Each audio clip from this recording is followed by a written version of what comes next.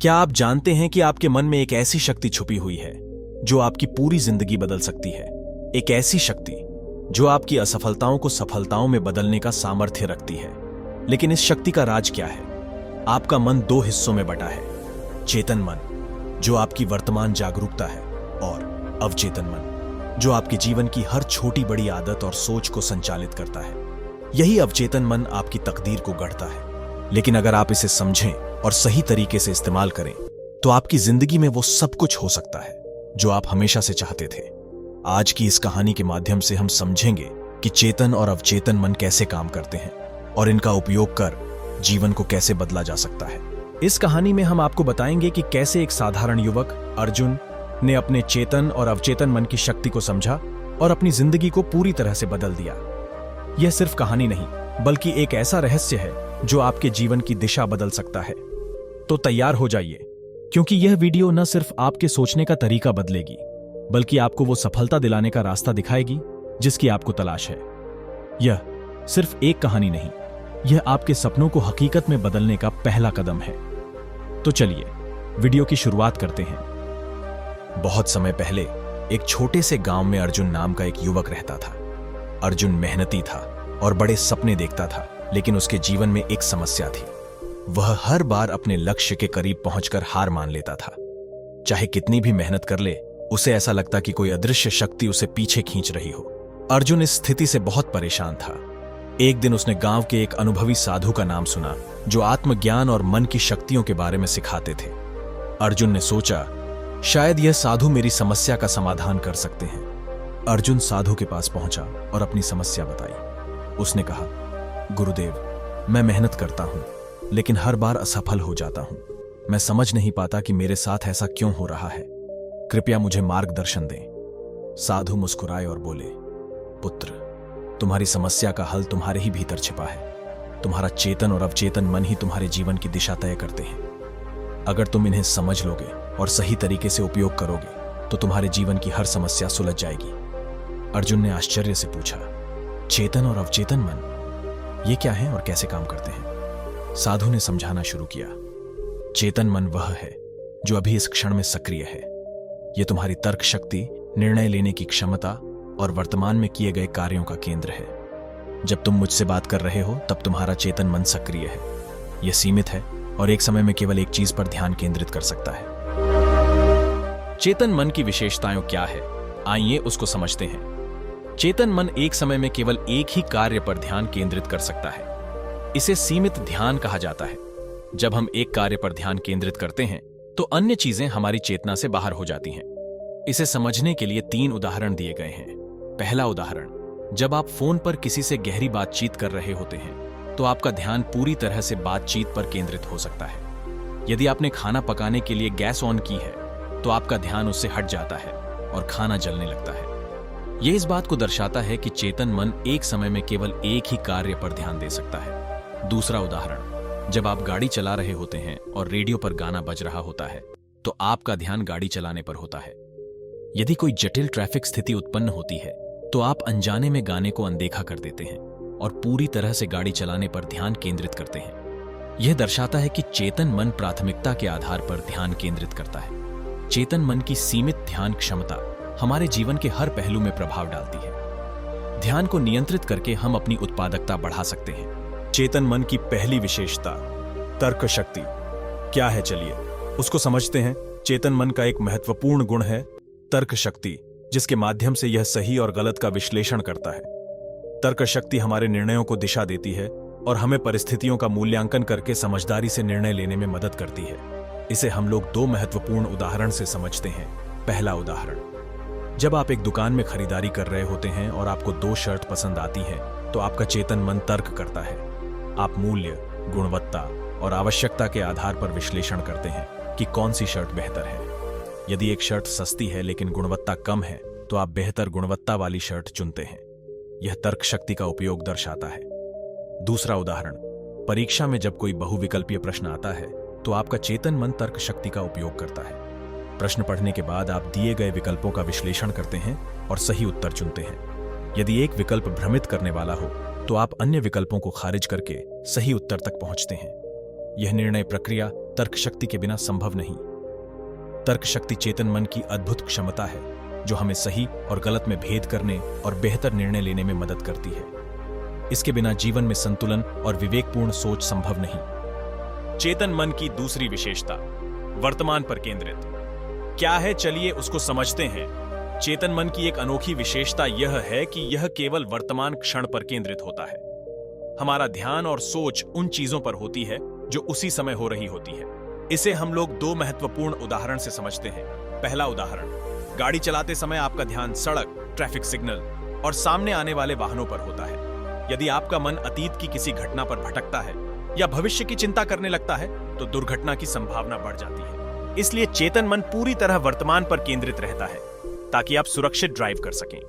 दूसरा उदाहरण, जब कोई खिलाड़ी क्रिकेट, फुटबॉल या बैडमिंटन खेल रहा होता है तो उसका चेतन मन केवल उस समय की गतिविधियों जैसे गेंद पर नजर रखना, सही समय पर शॉट लगाना या विरोधी की चाल का अनुमान लगाने पर केंद्रित रहता है। यदि उसका ध्यान भटके तो खेल बिगड़ सकता है। चेतन मन की यह विशेषता हमें यह सिखाती है कि वर्तमान पर ध्यान केंद्रित करना कितना महत्वपूर्ण है।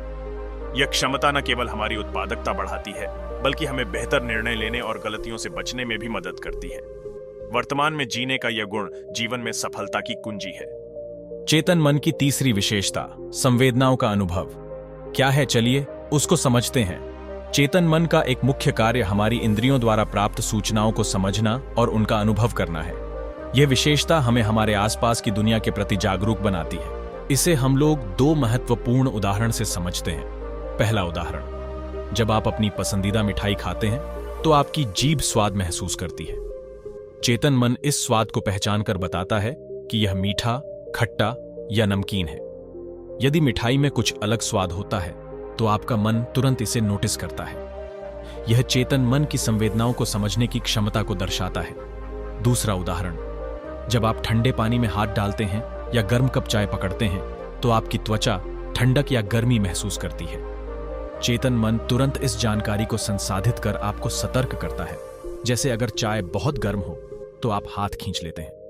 यह इंद्रियों द्वारा प्राप्त सूचनाओं को समझने का स्पष्ट उदाहरण है। चेतन मन इंद्रियों द्वारा प्राप्त सूचनाओं को समझने और अनुभव करने में अहम भूमिका निभाता है। यह हमें स्वाद, स्पर्श, ध्वनि, गंध और दृष्टि के माध्यम से दुनिया का अनुभव करने में मदद करता है। यह विशेषता हमें बाहरी दुनिया से जुड़ने और सतर्क रहने में सहायता करती है। तुम्हारे भीतर एक गहरा खजाना छिपा है, अवचेतन मन। यह तुम्हारी चेतना के नीचे सक्रिय रहता है, बिना रुके, हर समय। यह ऐसा शक्ति केंद्र है जो तुम्हारे हर अनुभव, आदत और भावना को अपने भीतर सहेज कर रखता है। अवचेतन मन को सक्रिय करने का उपाय क्या क्या है, चलिए उसको देखते हैं। अवचेतन मन को सक्रिय करने का सबसे प्रभावी तरीका है सकारात्मक पुष्टि। यह वह प्रक्रिया है जिसमें आप हर दिन खुद से सकारात्मक वाक्य दोहराते हैं। ये वाक्य धीरे धीरे आपके अवचेतन मन में गहराई तक समा जाते हैं और आपके विश्वास और दृष्टिकोण को बदलने में मदद करते हैं। इसे दो उदाहरणों से समझते हैं। पहला उदाहरण, यदि आप किसी इंटरव्यू या परीक्षा से पहले तनाव महसूस करते हैं तो खुद से बार बार कहें, मैं आत्मविश्वासी हूं, मैं इस चुनौती के लिए पूरी तरह तैयार हूं। यह वाक्य आपके अवचेतन मन को यह संदेश भेजता है कि आप सक्षम हैं और आप अपने डर पर काबू पा सकते हैं। दूसरा उदाहरण, अगर आप स्वास्थ्य संबंधी समस्या का सामना कर रहे हैं तो हर सुबह और रात खुद से कहें, मेरा शरीर स्वस्थ है, मैं हर दिन बेहतर महसूस कर रहा हूं। यह पुष्टि आपके अवचेतन मन को ठीक होने की ऊर्जा देती है। अगर आप अपने करियर में आगे बढ़ना चाहते हैं तो बार बार कहें, मैं सफल हूं, मेरे पास असीम अवसर और क्षमता है। इससे आपका अवचेतन मन सफलता के लिए प्रेरित होगा। सकारात्मक पुष्टि आपके अवचेतन मन को प्रशिक्षित करने का सरल और प्रभावी तरीका है। इसे नियमित रूप से अपनाएं और अपने जीवन में सकारात्मक बदलाव देखें। कल्पना शक्ति यानी विजुअलाइजेशन अवचेतन मन को सक्रिय करने का एक शक्तिशाली तरीका है। इसमें आप अपने सपनों और लक्ष्यों को अपनी आंखों के सामने जीवंत रूप में देखते हैं, जैसे वे पहले से ही सच हो चुके हों। जब आप इसे नियमित रूप से करते हैं तो यह आपके अवचेतन मन को प्रेरित करता है और आपके लक्ष्य तक पहुंचने की दिशा में मदद करता है। इसे हम दो महत्वपूर्ण उदाहरण से समझते हैं। पहला उदाहरण, मान लीजिए आप किसी मैच में भाग ले रहे हैं। अगर आप पहले से ही कल्पना करते हैं कि आप जीत रहे हैं, अपनी सफलता को महसूस करते हैं, तो आपके अवचेतन मन में यह विश्वास पैदा होता है कि आप वास्तव में जीत सकते हैं। यह आत्मविश्वास को बढ़ाता है। दूसरा उदाहरण, अगर आप स्वास्थ्य में सुधार चाहते हैं तो कल्पना करें कि आपका शरीर स्वस्थ और तंदुरुस्त है।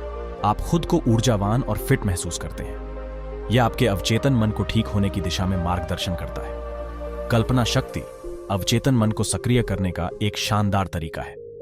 जब आप अपने सपनों को सच होते हुए महसूस करते हैं तो आप उन्हें हकीकत में बदल सकते हैं। अवचेतन मन को सक्रिय करने का क्या क्या उपाय है, चलिए उसको समझते हैं। ध्यान, मेडिटेशन अवचेतन मन को शांत और स्थिर करने का एक प्रभावी उपाय है। जब आप ध्यान करते हैं तो आपका मन सांसों पर ध्यान केंद्रित करता है, जिससे मानसिक शांति और स्पष्टता मिलती है।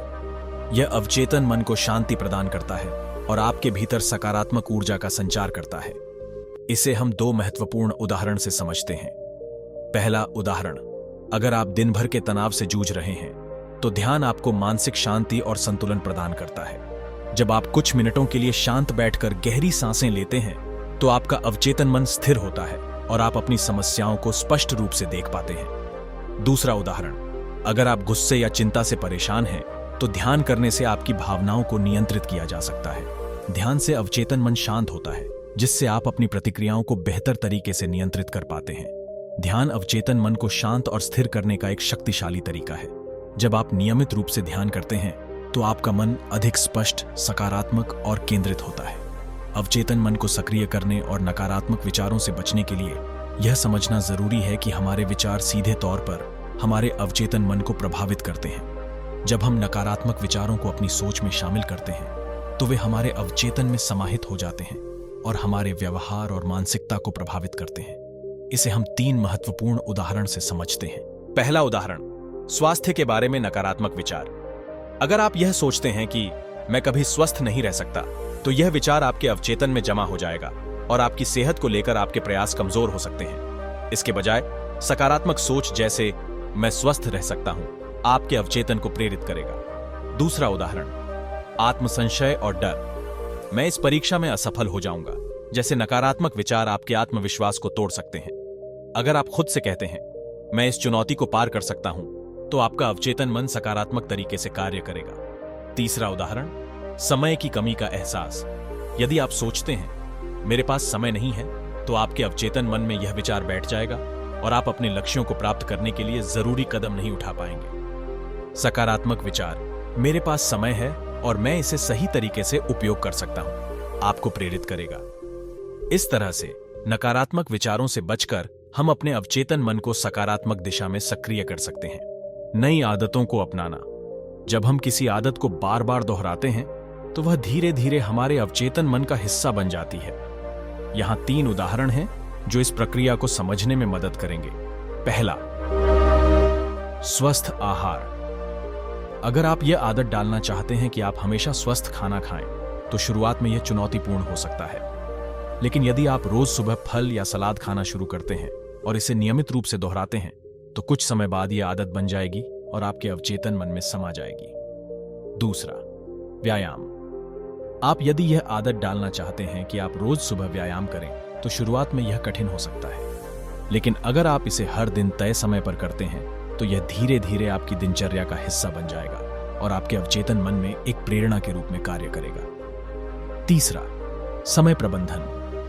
अगर आप अपने दिन को सही तरीके से प्रबंधित करना चाहते हैं, तो शुरू में आपको एक टाइम टेबल बनाना होगा और उसे लगातार पालन करना होगा। जैसे जैसे आप इसे बार बार करेंगे, आपका अवचेतन मन यह आदत बनाएगा और आप अपने समय का सही उपयोग करेंगे। इस तरह से नई आदतों को लगातार दोहराकर हम अपने अवचेतन मन को सक्रिय कर सकते हैं और उन्हें अपनी जीवन शैली का हिस्सा बना सकते हैं। अर्जुन ने साधु के निर्देशों का पालन किया। उसने हर दिन सकारात्मक सोच का अभ्यास किया और अपने अवचेतन मन को प्रशिक्षित किया। कुछ महीनों में उसने महसूस किया कि उसकी नकारात्मक आदतें समाप्त हो रही थीं।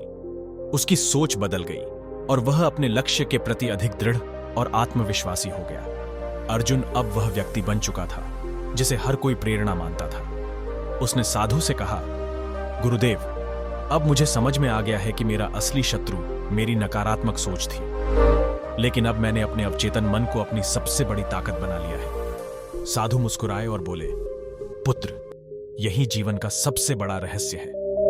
जब तुम अपने चेतन और अवचेतन मन को संतुलित कर लेते हो, तो कोई भी बाधा तुम्हें रोक नहीं सकती। चेतन मन और अवचेतन मन हमारी जिंदगी के 2 महत्वपूर्ण पहलू हैं। चेतन मन विचार करता है, जबकि अवचेतन मन उन विचारों को क्रियान्वित करता है।